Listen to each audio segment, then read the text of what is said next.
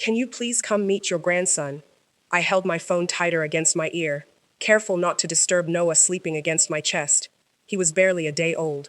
My whole body ached, my eyes burned from exhaustion, and all I wanted was for my father to walk through that hospital door and meet him. Dad was quiet for several seconds. Then he asked, "You really named him Noah David?" "Yes." His voice changed instantly. "No, I want nothing to do with him." I stared at the wall across from my bed. "What?" "You heard me. He's your grandson. He hasn't done anything to you. I warned you to leave certain things alone, Flora." "What does that even mean? Who is David?" Dad hung up. 2 hours later, a man I had never seen before walked into my hospital room, holding an old envelope. He looked at my baby and whispered, "I've been waiting years to meet him." Then he told me his name, David Mercer. And before I could ask why that name had just made my stomach drop, David looked toward the doorway. Dad was standing there. His face had gone completely pale. The morning had started with messages lighting up my phone from relatives, friends, co-workers, everyone congratulating me on Noah. Everyone except Dad. I had sent Richard Bennett a photo shortly after sunrise. No response. That hurt more than I wanted to admit. Dad and I had been tense for months, but I had convinced myself Noah might fix something between us. Richard had raised me. He paid my college tuition, helped me choose my first apartment, and had an opinion about nearly every major decision I made. The problem was that his help usually came with obedience attached. Since Mom died 3 years earlier, that had become harder to ignore. While sorting through Claire's belongings, I kept finding the name David inside old books, on the back of photographs, once on a folded piece of paper Dad snatched from my hand before I could read it. Whenever I asked, he gave me the same answer. "David Mercer caused enough trouble for this family. Leave it alone." I believed him because he was my father. Naming Noah David had been my quiet way of keeping something connected to Mom, even if I didn't fully understand it. Apparently, Dad understood it perfectly. Now David stood beside my hospital bed, still keeping a respectful distance from Noah. "I should correct what I said," he murmured. "I've been waiting years to meet you." My mouth went dry. "Who are you?" He looked directly at me. "David Mercer." A shadow moved across the doorway. Dad stepped inside, staring at David as if he had seen a ghost. Not angry, afraid. "What are you doing here?" David didn't flinch. He looked at Dad, then back at me. "If Flora wants me to leave, I'll leave." Dad stepped farther into the room. "She doesn't know what she wants right now. She gave birth yesterday. Get out." Something about that made my exhaustion disappear for a second. David had asked me. Dad had answered for me. "No," I said. Dad turned toward me. "Flora, you don't get to decide that." The room went silent. I had disagreed with Dad before, but rarely like that. Richard had a way of turning disagreement into ingratitude. He had raised me, supported me, paid for things I couldn't afford when I was younger. Whenever I pushed too hard, those sacrifices somehow entered the conversation. Dad pointed toward David. "This man has no business being here." "Then tell me why he's here." "He's taking advantage of you." "I'm standing right here," David said quietly. Dad ignored him. "You're exhausted. You've just had a baby. This is exactly the kind of moment he would use." I shifted Noah carefully in my arms and looked straight at Dad. "Who is he to me?" Dad's mouth tightened. He didn't answer. That frightened me more than anything David had said. I looked at David. "You answer me." David took a breath. "I knew your mother before Richard did." Dad scoffed. "Here we go." "And," David continued, "I've been trying to speak to you for most of your life." "That's a lie," Dad snapped. I looked between them. "How did you even know I was here?" "Aunt Helen called me. My mother's older sister." David explained that Helen had seen my birth announcement. When she saw my son's full name, Noah David Bennett, she contacted him. "She remembered something your mother once told her," David said, "that she hoped someday you'd understand why that name mattered." My heart started pounding. Dad shook his head. "Helen had no right."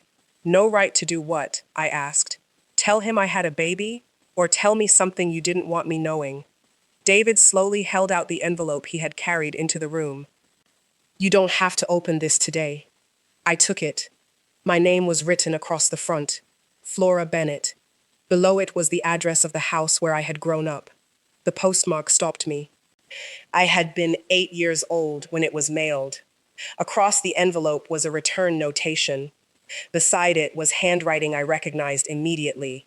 Dad's. I looked up. You saw this? Dad's face hardened. There were others. My fingers tightened around the envelope. Others? He wouldn't leave us alone, Dad said. Letters, requests, lawyers. Your mother wanted peace. You were a child.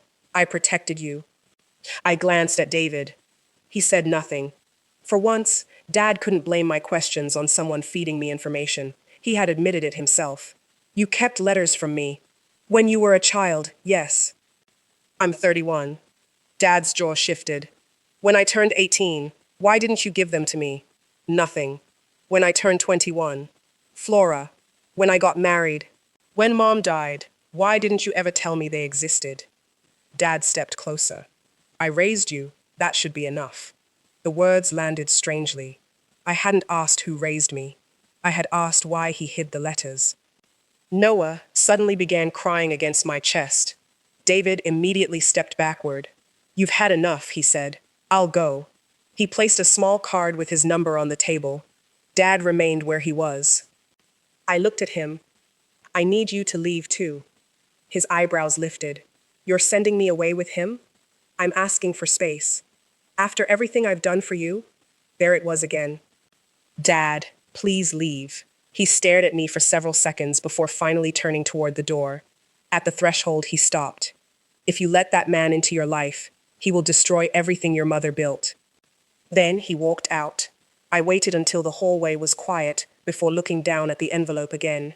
For 31 years, Dad had told me David Mercer was someone who had caused trouble and disappeared from our lives. But David hadn't disappeared. Someone had been sending him away. I turned the envelope over. There, faded with age, was another line in David's handwriting. For Flora, when she is old enough to know me. I stared at the words until they blurred. Then I looked toward the doorway Dad had just walked through.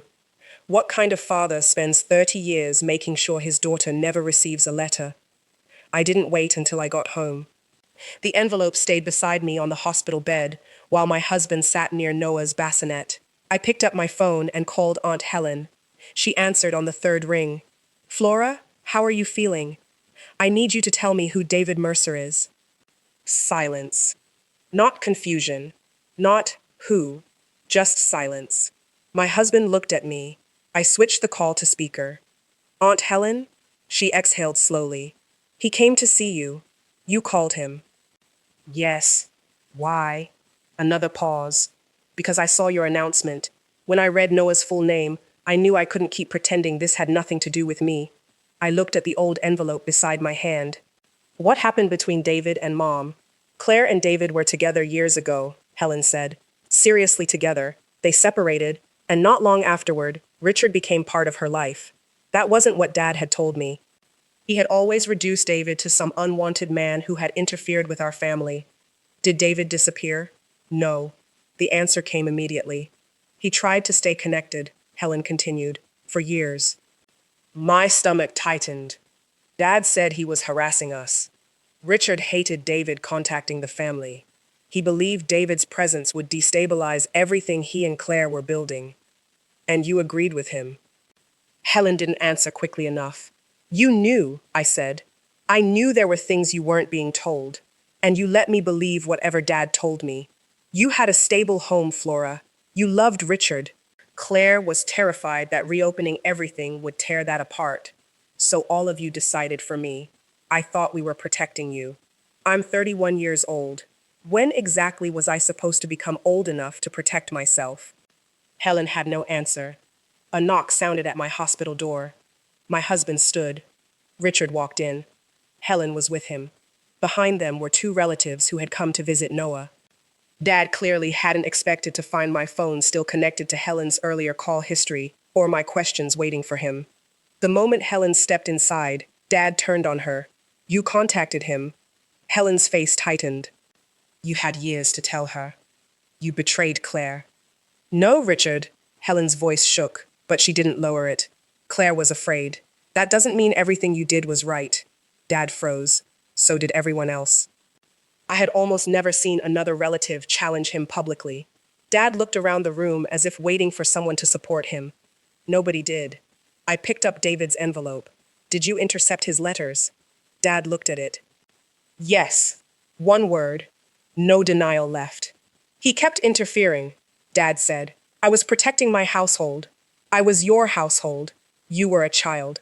I stopped being a child 13 years ago. His eyes hardened. You don't understand what that man would have done to this family. Then explain it. I'm not discussing this here. He moved toward Noah's bassinet. Instinctively, I reached out. Don't. Dad stopped. I came to see my grandson. Hours earlier, I would have given anything to hear that. Now I shook my head. You said you wanted nothing to do with him. I was angry. And now I know you've been lying to me about David. Flora, move your hand. No. His expression changed. For the first time, Dad wasn't deciding who got access to someone I loved. I was. You don't get to hold Noah until you tell me what's happening. I am your father. Then act like one and answer me. The room went painfully quiet. Dad glanced at Helen, then at the relatives watching him. He turned and walked out. He would rather leave than answer. After the door closed, Helen sat beside my bed. There's something else. I looked at her. Your mother left something with me before she died. My chest tightened. What? A letter. She made me promise I would give it to you if Richard never told you himself. I stared at her. You've had it for 3 years? Tears filled Helen's eyes. I was afraid I'd destroy your relationship with the only father you believed you had. She opened her handbag. Then she removed a sealed envelope and placed it on the hospital tray in front of me. I recognized Mom's handwriting instantly. Richard's name was written in one corner, David's in the other. And in the center, my mother had written 2 words, for Flora. I didn't open Mom's letter. Everyone expected me to. Instead, I picked it up, slid it into my bag, and said, not yet. For 31 years, other people had decided what I was allowed to know and when I was allowed to know it. I wasn't going to let even my mother's letter dictate what happened next. After I was discharged, I asked David to meet me at home. My husband stayed beside me, and Noah slept nearby. David arrived carrying a thin folder. Before he sat down, I said, I don't want stories about Richard. I want facts. That's fair. No accusations, no asking me to trust you because you say I should. I wouldn't ask that. He placed the folder on the table and pushed it toward me. Inside were copies of letters. Some were dated months apart, others years. Several envelopes had been returned. Then I found correspondence between attorneys from when I was an infant. My hands slowed. There were photographs, too. Mom looked impossibly young in them. In one, she was laughing beside David, with his arm around her shoulders. I had never seen that photograph before. Then I reached the final document. I read the heading twice. It was an acknowledgement of paternity. Mom's signature was at the bottom. The date was shortly after I was born. I looked at David. What is this? His eyes stayed on mine. Something you deserve to verify for yourself. Verify what? I'm not asking you to believe a 30-year-old document just because I brought it into your house. He took a breath. If you want a DNA test, I'll take one. The room suddenly felt too small. Memories I had spent years treating as meaningless began arranging themselves differently. Dad getting irritated when relatives joked that I didn't resemble him. Mom keeping an old photograph hidden inside a book. My questions about why my original birth records had been amended after Richard married Mom. And always that name, David. Every time I got close to it, Dad shut the conversation down. I closed the folder. I wasn't ready to say what all of it suggested, but I was done allowing Richard to avoid me. I called him. He answered coldly. What? Tomorrow morning. Aunt Helen's house. For what? David will be there. No. Mom's letter will be there too. Silence. Flora, don't do this. You can come and tell me the truth yourself. I said I'm not sitting in a room with that man. Then don't. I ended the call. Before I could lose my nerve, I scheduled the DNA test. Then I sent Dad one more message, telling him that, until I knew exactly what had happened, he would not have private access to Noah. He called immediately. "You're keeping my grandson from me because of him? I'm setting a boundary until I know the truth. That man is trying to steal my daughter after I spent 30 years raising her." I went completely still, not because he had shouted, because of what he had said. "Steal your daughter from you," I asked quietly, "or meet his?" Nothing. "Dad?" The line went dead. The next morning, I arrived at Helen's house carrying Mom's sealed letter. David was already there. I placed the envelope on the coffee table between us. For several minutes, Richard's chair remained empty. Then the front door opened. Dad walked in. He didn't greet David. He sat across from me and stared at the envelope. I rested my fingers on it. "This is your last chance. Tell me what happened before Mom tells me herself." Dad looked at David, then at me, then back at Claire's handwriting. His face tightened. "If you open that letter, you're going to learn why I never wanted him near you." I slid my finger beneath the sealed edge and opened it. My hands shook as I unfolded the letter. For a moment, I couldn't read past the first line. Mom had written my name, not "Dear Flora." Just Flora, followed by a sentence that made everything inside me go still. "If you are reading this, then I waited too long to tell you the truth myself." Dad shifted across from me. David didn't move. I kept reading. Mom wrote that she and David had been in a serious relationship before I was born. By the end, things between them had deteriorated. They argued constantly, separated, and during that separation, she discovered she was pregnant. The baby was me. I stopped. I looked at David. He lowered his eyes. Then I looked at Richard. Dad stared at the floor. I forced myself to continue.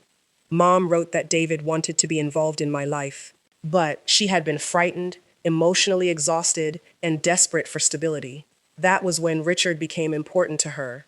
He offered exactly what she believed she needed: a stable home, security, and the promise that he would raise me as his own. Mom married him.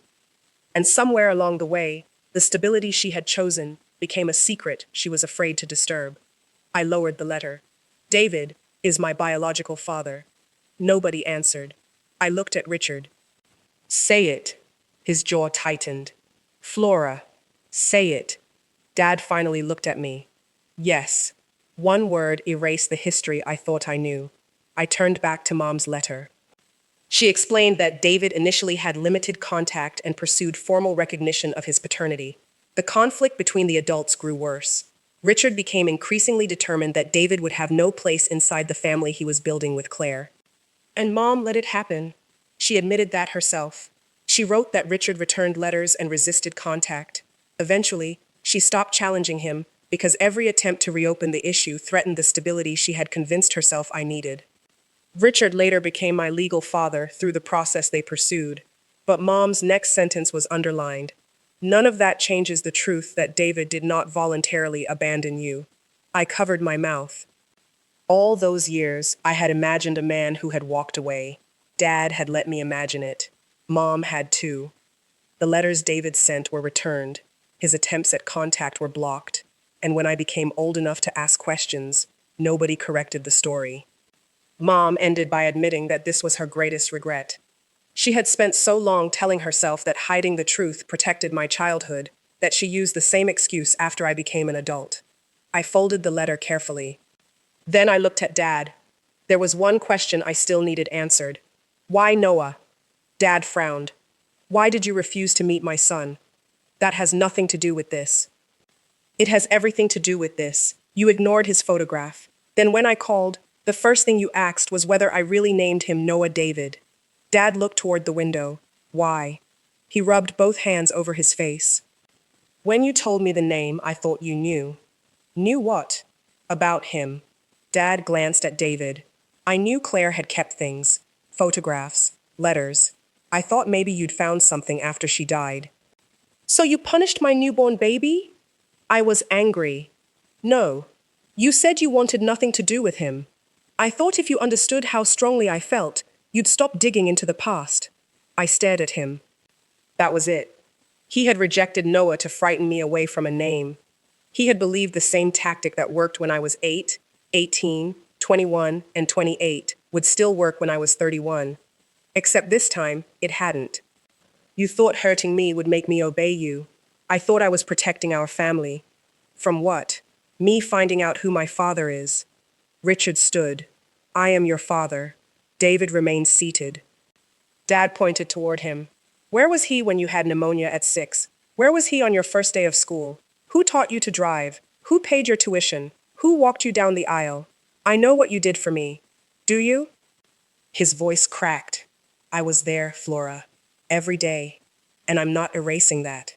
Dad stopped. I could feel tears running down my face, but I didn't wipe them away. You raised me. You loved me. And you lied to me. His expression changed. Those two truths were harder for him to fight because I wasn't denying the first one. You don't get to turn 30 years of being my father into permission to control who I'm allowed to know. I gave you everything. That didn't give you ownership of my identity. Dad had no answer. David finally spoke. I'm not asking her to replace you, Richard. Dad looked at him sharply. David turned toward me. I'm not asking you to erase the man who raised you. I'm asking you not to let him erase me anymore. I couldn't call David Dad. Not then. Maybe not for a long time. I barely knew him, but for the first time, that was going to be my decision.